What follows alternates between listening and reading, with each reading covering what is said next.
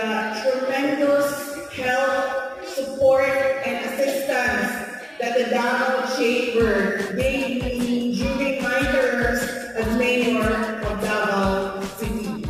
Sila po ang nagturo sa akin na napakahalaga ng business sector, ng private sector sa trabaho ng gobyerno.